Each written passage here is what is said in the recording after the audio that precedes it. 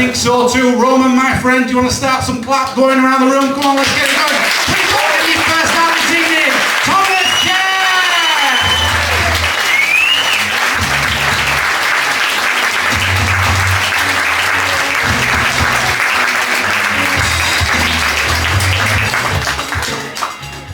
Ladies and gentlemen, how we doing? Sound! Right, so my name's Thomas Keir, I'm 25 years old, and one thing you have to know about me is I'm a lot like Indiana Jones. I like to travel.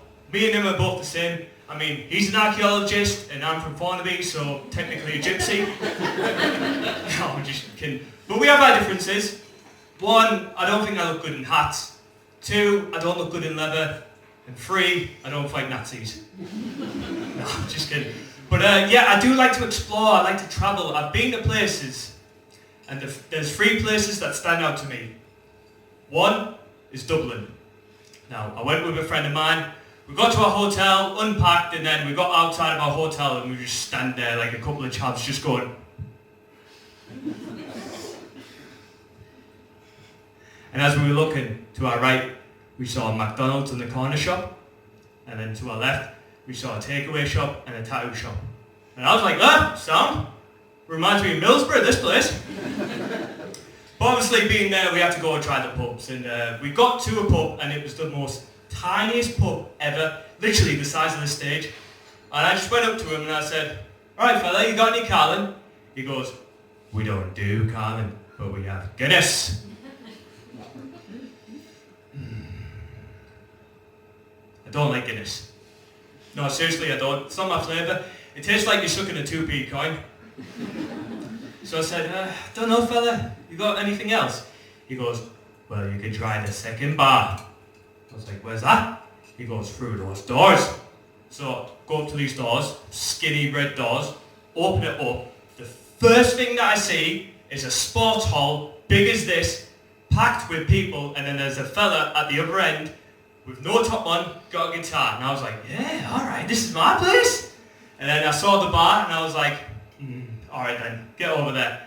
Queued for about 10 minutes. Finally get there, and then I said, "Alright fella, you got any Carlin?" He goes, "We don't do Carlin, but we have Guinness." And I was like, do you know what, fuck it, I'm gonna go try my luck at the corner shop.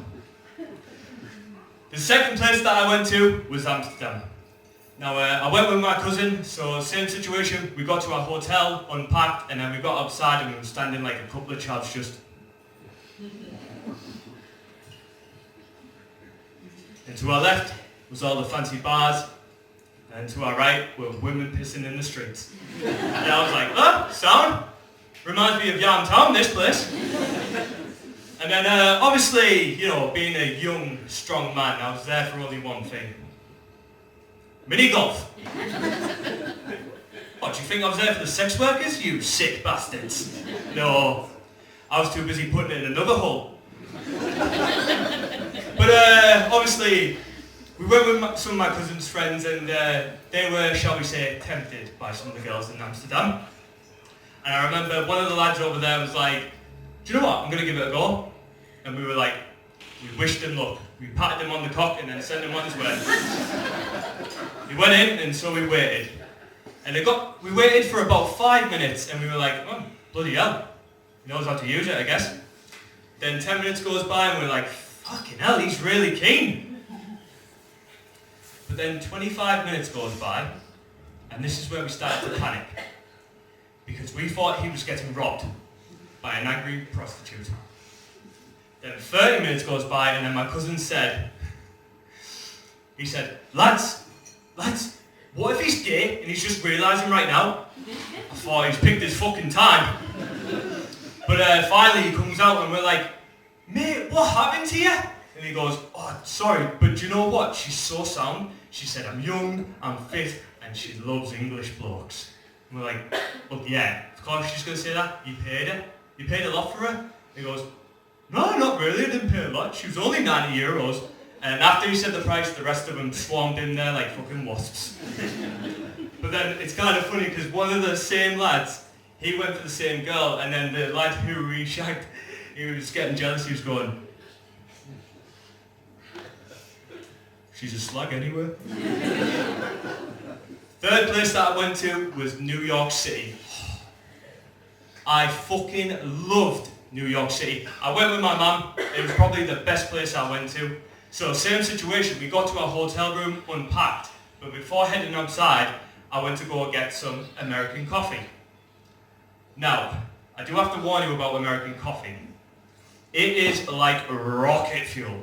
So when we got outside, my mum was like, "Do you like that coffee, son?" I was like, "Yeah, mum, it's really good. I love that coffee off my tits." But it was good where we were staying because on our left was Times Square, and it was so bright on the night time you needed fucking sunglasses to see. And then to our right was the Empire State Building, which had a 2-mile queue. And I was like, oh, I love this place. It's like a bigger version of Newcastle, and I love it. But obviously, we went around, did everything, and we saw the sights. Well, I had no choice of seeing. That fucking coffee made my eyes open wide like this. So when I was walking down the streets, probably Americans were going, "Oh my God, did you see that man? He looks so angry." There's me going, coffee. But then there was one place that we went to, and it was the Statue of Liberty. We had to go see it. But bit of a spoiler, people. Do you know, like in Hollywood films, they make the Statue of Liberty look big and massive because she's America? Well, sorry to disappoint you, but she's fucking tiny. No, seriously, she's about the same size as my nana. When I told my mum, "Here, get me a picture of her," I literally went,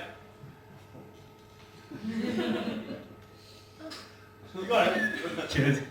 So yeah, we did everything. I recommend going to New York, it's fabulous. But the next place that I want to go to on my travels is Tokyo. But the thing is, I think I would scare the shit out of the Japanese. Because I'm a tall English lad, as I've just shown with the Statue of Liberty. So by the time I get there, and I get off the boat, I would have tanks and helicopters rolling up around us, with one little brave man going, "Stop right there, Godzilla!" Ladies and gentlemen, I'm Thomas Keir. You've been amazing. Enjoy the rest of your show.